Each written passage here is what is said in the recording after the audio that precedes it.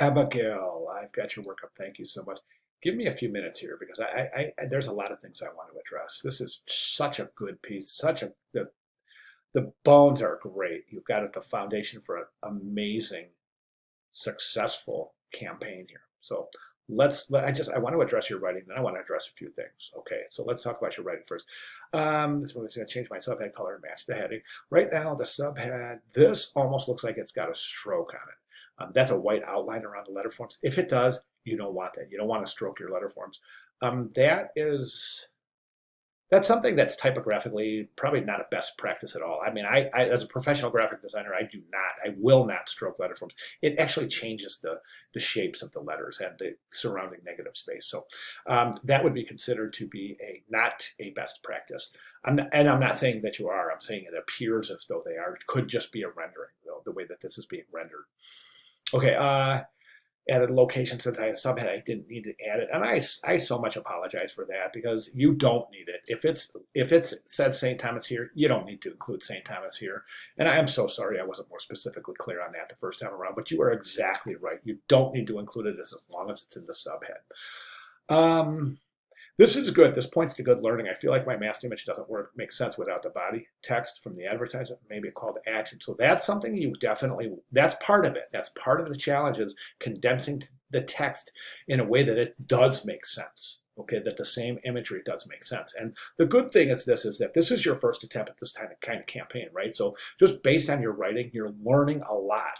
So if you were to approach this campaign on a second time, a third time, a fourth time, you would know what to look for. You, and that all points to good learning, and that to me is just as important as the final outcome. Had to recreate an entire magazine. This is the part where, wow, wow, talk about frustration. Oh my God, did you break stuff? I know I would have been just furious. But lesson learned is what? We've got Dropbox. We've got OneDrive, we've got Google Drives, we've got Dropbox, we've got Mac drives, we've got Adobe CC, cloud. There's so many cloud storages that nowadays you don't even really need to have an external hard drive, although it's not a bad idea at all. The point I'm trying to make is yes, back up your work always. Always, always. In a professional design studio, you will back up your work without question, absolutely. So might as well get in the habit of doing that while you're still a student, right? That makes sense. Okay. And it sounds like you realize that that's a best practice. So finally messed my image again and laid out all the text, etc. with the banner. I realized my original background image would not work. So I found another. I want to talk about that second image as well. I got it better for limited. I can make stuff delete my frames. I know that's tough, right? Because when you gotta pay attention, man. Because in text animation, if you make a change in one frame, it's going to affect the other frame. So you have stuff jumping around, and that can be frustrating too, especially if your brand new computer just took a dive on you. So I feel your frustration, and I think honestly, this is your sounds like your attitude is still great. So this is definitely grace under fire for sure. So good, which is a wonderful attribute for a designer. So good job. Okay, horrible with animations. No, you're not. That animation works out perfect. It's a little slow, but nonetheless, I mean, you got this. You're not horrible with animations. Now, maybe with anything other than text, but if you're not an animator, you don't have to worry about that, right? Um, so if you feel like you're lacking skills a little bit with your text animations, practice, practice, practice. I mean, you practice for 2 hours, you'll come out on top, I promise. Okay, so let's go ahead and take a look. Now, the magazine, that's gorgeous.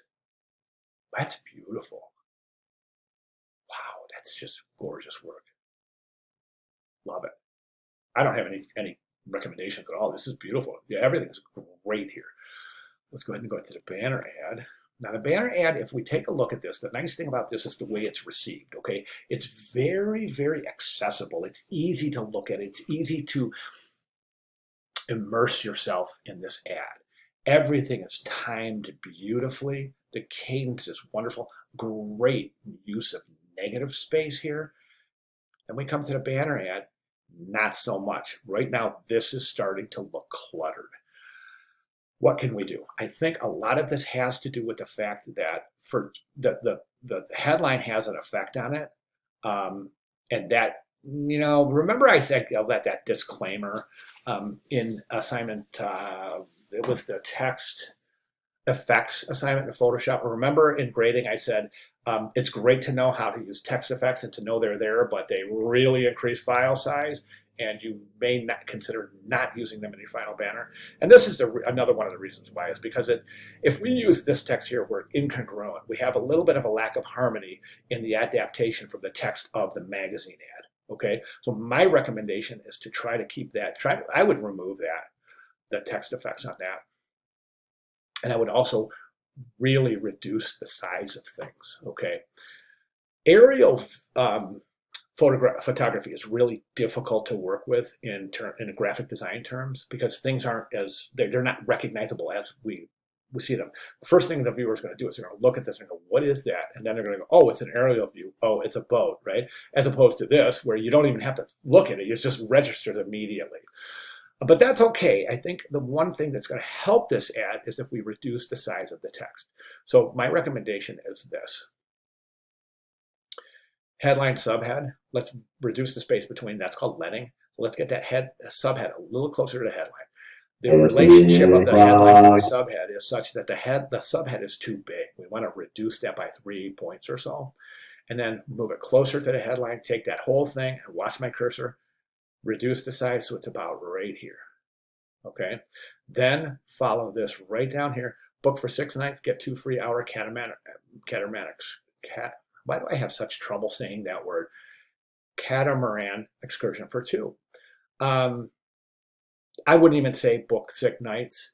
I wouldn't even say 2 hour. I would just say I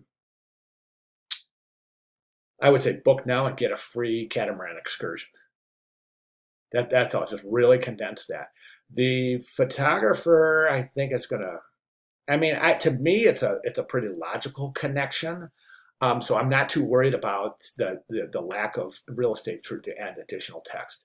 So once we do that, then also reduce the size of that accordingly so that it falls into the proper rules of hierarchy based on a headline and subhead combination. Right? So we get that and we animate that in. Speed that animation up a little bit. And it's great that you don't bring it all the way to invisibility. But you start at about 20%, bring it up to 100, then pull it back to about 20 and continue that loop. I would increase the speed of the way that this animates just a little bit. Right now it's really slow and gradual. Then we can take that logo right there and reduce the size of it too. Watch my cursor, something like that. And of course you can remove that. Okay, and that's it, really. And try it. I think what we're after here is just a really high degree of harmony between the magazine ad and the banner ad. And I think if we do those simple moves, I think it's going to work. So Abigail, let's go ahead and shoot for those recommended changes. I would love to see this piece before you submit for your final, just so we can get any kind of final. Put a fine-tooth comb through it, and we'll really get this nailed so it's tip-top for your final and ready for your portfolio too when that time comes. Okay, so let's go ahead and address those comments, and I'd like to see those comments reflected in your final submission, which is due next week during week 7. But if you want to make those changes and resubmit here, I can get a final critique in for you before that time, so that we can ensure that things are ready to roll. Okay, all right, so fantastic job. Sorry I took almost 9 minutes here, but I just really wanted to be very specifically thorough, since you are, right? So all right, Abigail, fantastic. Thank you. Really super important. Get with me if you have any questions at all. Okay, great. Thank you very much.